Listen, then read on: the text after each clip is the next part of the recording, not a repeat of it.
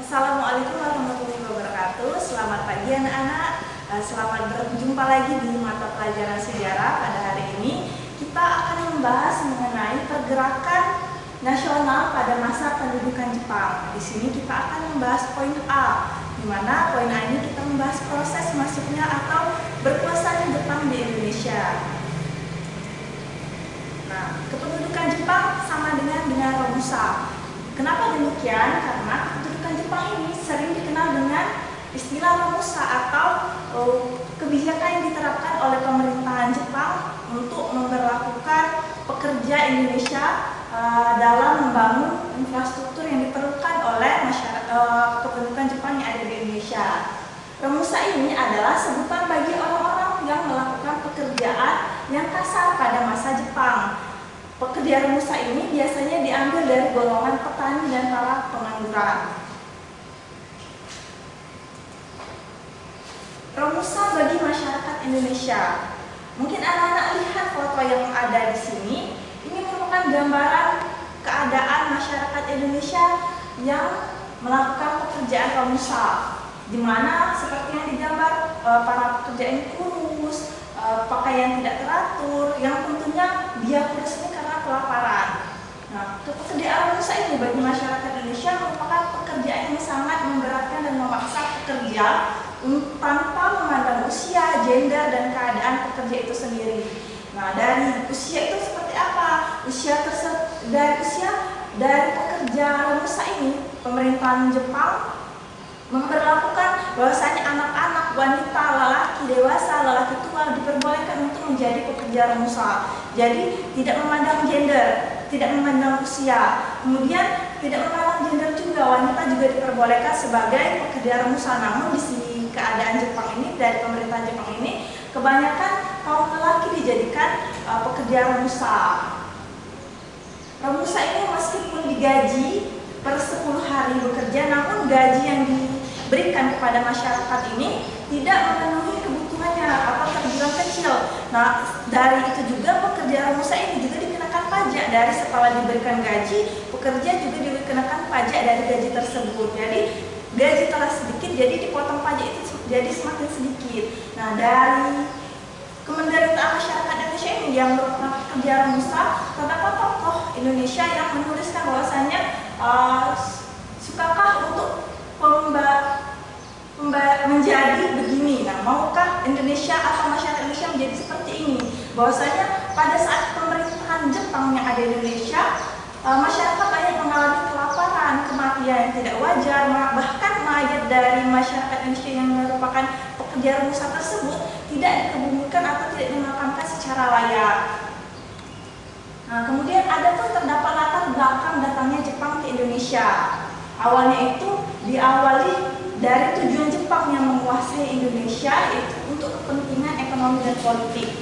Nah, Jepang merupakan negara industri yang sangat maju dan sangat besar, sehingga Jepang sangat menginginkan bahan baku Indonesia, industri yang tersedia banyak di Indonesia untuk kepentingan ekonominya. Nah, dari kegiatan industri ini merupakan kepentingan ekonomi yang ini didapatkan oleh kependudukan Jepang yang ada di Indonesia. Sedangkan untuk kepentingan politik Jepang itu menginginkan orang-orang Indonesia untuk dijadikan sebagai pekerja dan tentara Jepang yang disebut dengan prajurit Henko.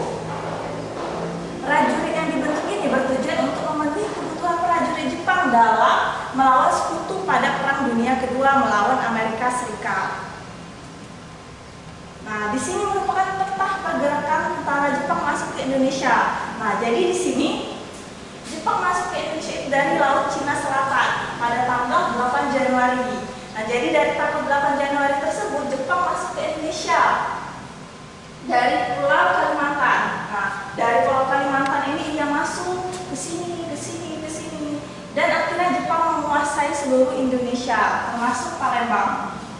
Nah, dari tujuan inilah Jepang datang ke Asia termasuk Indonesia. Salah satunya untuk mencari dukungan dari bangsa-bangsa Asia, karena Jepang menginginkan adanya bantuan dari prajurit-prajurit yang ada di Asia, terutama Indonesia. Nah, awal permasalahan Jepang sehingga masuk ke Asia atau Indonesia. Awalnya itu dikarenakan pada tanggal 8 Desember 1941 Jepang melakukan penyerangan terlebih dahulu Amerika Serikat di Pearl Harbor. Nah, jadi dengan Jepang mengebom atau menyerang tentara pangkalan militer Amerika Serikat, menjadikan Amerika Serikat merasa bahwa Jepang ini ingin melakukan perang terhadap mereka. Nah, setelah memborbardir Pearl Harbor, Jepang masuk ke negara-negara Asia dari berbagai pintu karena yang menginginkan adanya bantuan dari negara-negara lain.